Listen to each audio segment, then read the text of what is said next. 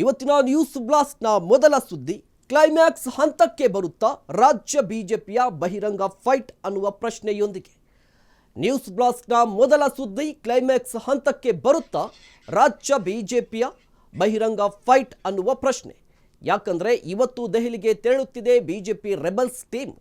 ವಿಜಯೇಂದ್ರ ವಿರುದ್ಧ charge sheet ಸಮೇತ ಹೊರಟಿರುವಂತಹ rebels ನಾಯಕರು ಯತ್ನಾಳ್ ಟೀಮ್ ಜೊತೆ ಇವತ್ತೇ ಮಾತುಕತೆಯನ್ನು ನಡೆಸ್ತಾರ ವರಿಷ್ಠರು ಅನ್ನುವ ಪ್ರಶ್ನೆ ಸಾಕಷ್ಟು ಕುತೂಹಲಕ್ಕೆ ಕಾರಣವಾಗಿದೆ. ಇವತ್ತಿನ ಬಿಜೆಪಿಯ ರೆಬಲ್ಸ್ ಟೀಮ್ನ ದೆಹಲಿಯ ಪ್ರವಾಸ.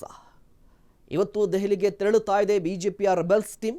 ಮುಖ್ಯವಾಗಿ ರಾಜ್ಯ ಬಿಜೆಪಿ ಘಟಕದ ಅಧ್ಯಕ್ಷರ ವಿರುದ್ಧ ಸಾಕಷ್ಟು ಚಾರ್ಜ್ ಶೀಟ್ ಸಲ್ಲಿಕೆ ಮಾಡುವಂತಹ ಸಾಧ್ಯತೆ ಇರುವಂಥದ್ದು.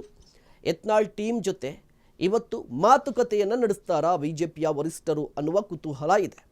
ರಾಜ್ಯ ಬಿಜೆಪಿಯಲ್ಲಿ ನಾನಾ ಬೆಳವಣಿಗೆಗಳಾಗ್ತಾ ಇದೆ. ಪ್ರಮುಖವಾಗಿ ರಾಜ್ಯಾಧ್ಯಕ್ಷರಿಗೆ ಚುನಾವಣೆ. ಈ ಚುನಾವಣೆಗೆ ರೆಬಲ್ಸ್ ಟೀಮಿಂದ ಯಾರು ಸ್ಪರ್ಧೆ ಮಾಡ್ತಾರೆ ಅನ್ನುವ ಕುತೂಹಲ ಇದೆ. ಮೊನ್ನೆ ಅಷ್ಟೇ ಕುಮಾರ್ ಬಂಗಾರಪ್ಪ ನಿವಾಸದಲ್ಲಿ ರೆಬಲ್ಸ್ ತಂಡ, ನೀವು ಕೂಡ ಗಮನಿಸ್ತಾರೆ, ರೆಬಲ್ಸ್ ತಂಡ ಒಂದು ಮೀಟಿಂಗನ್ನು ಮಾಡಿತ್ತು. ರಾಜ್ಯಾಧ್ಯಕ್ಷರ ಚುನಾವಣೆಯಲ್ಲಿ ಯಾರು ಸ್ಪರ್ಧೆ ಮಾಡಬೇಕು ಅಂತ ಹೇಳಿ. ಆ ಮೀಟಿಂಗಲ್ಲಿ ಎಲ್ಲರೂ ಸೇರಿ ಒಂದು ನಿರ್ಧಾರಕ್ಕೆ ಬಂದರು. ಆ ನಿರ್ಧಾರ ಏನಪ್ಪ ಅಂತ ಹೇಳಿದ್ರೆ ಹೈಕಮಾಂಡ್ ಮಾತನ್ನು ಕೇಳುವಂಥದ್ದು, ಹೈಕಮಾಂಡ್ ಅಭಿಪ್ರಾಯಕ್ಕೆ ಮನ್ನಣೆಯನ್ನು ಹಾಕುವಂಥದ್ದು. ಹಾಗಾದರೆ ಇವತ್ತೇ ವರಿಷ್ಠರನ್ನ ಭೇಟಿ ಆಗ್ತಾರಾ ಅನ್ನುವ ಕುತೂಹಲ ಇದೆ. ಇನ್ನು ದೆಹಲಿಗೆ ತೆರಳುವಂಥ ಮುನ್ನ ರೆಬಲ್ಸ್ ಟೀಮ್ ಈಗ ಟೆಂಪಲ್ ರನ್ ಕೂಡ ಮಾಡಿತ್ತು. ನಿನ್ನೆ ಚಾಮುಂಡೇಶ್ವರಿಯ ದರ್ಶನವನ್ನು ಪಡೆದಿದ್ದಾರೆ ಈ ನಾಯಕರು. ರಮೇಶ್ ಜಾರಕಿಹೊಳಿ, ಕುಮಾರ್ ಬಂಗಾರಪ್ಪರಿಂದ ವಿಶೇಷ ಪೂಜೆಯನ್ನ ಸಲ್ಲಿಕೆ ಆಗಿತ್ತು. ಪೂಜೆಯ ನಂತರ ದೆಹಲಿಯತ್ತ ಮುಖ ಮಾಡಿದ್ದಾರೆ ರೆಬಲ್ಸ್ ನಾಯಕರು. ರಾಜ್ಯಾಧ್ಯಕ್ಷರ ಬದಲಾವಣೆಗೆ ಪಟ್ಟು ಹಿಡಿದಿರುವಂತಹ ಬಣ ಇದು.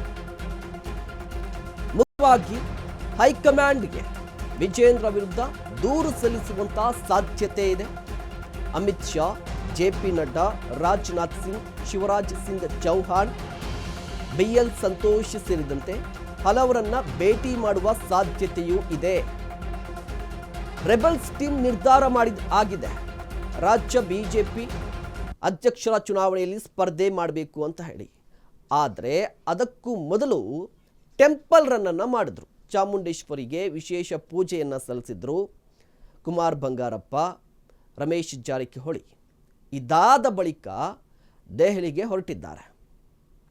ಹಾಗಾದರೆ ಇವತ್ತೇ ಬಿಜೆಪಿಯ ವರಿಷ್ಠರನ್ನ ಭೇಟಿ ಮಾಡ್ತಾರಾ ಇಲ್ವಾ ಅನ್ನುವ ಕುತೂಹಲ ಇದೆ.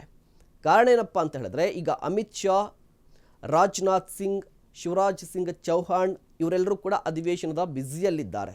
ಈ ನಾಯಕರು ಟೈಮ್ ಕೊಟ್ಟಿದ್ದಾರಾ ಅನ್ನುವ ಕುತೂಹಲ ಇದೆ. ಇದರ ಜೊತೆಗೆ ಮೊನ್ನೆಯ ಸಭೆಯ ಅಜೆಂಡಾ ಇದ್ದದ್ದು ಯಾರು ಸ್ಪರ್ಧೆ ಮಾಡಬೇಕು ಅಂತ ಹೇಳಿ. ಈಗಾಗಲೇ ಏನಾದರೂ ಈ ನಾಯಕರೆಲ್ಲರೂ ಒಂದು ನಿರ್ಧಾರಕ್ಕೆ ಬಂದಿದ್ದಾರಾ, ಒಂದು ಹೆಸರನ್ನು ಫೈನಲ್ ಮಾಡಿದ್ದಾರಾ, ಈ ಕುತೂಹಲ ಕೂಡ ಇರುವಂಥದ್ದು.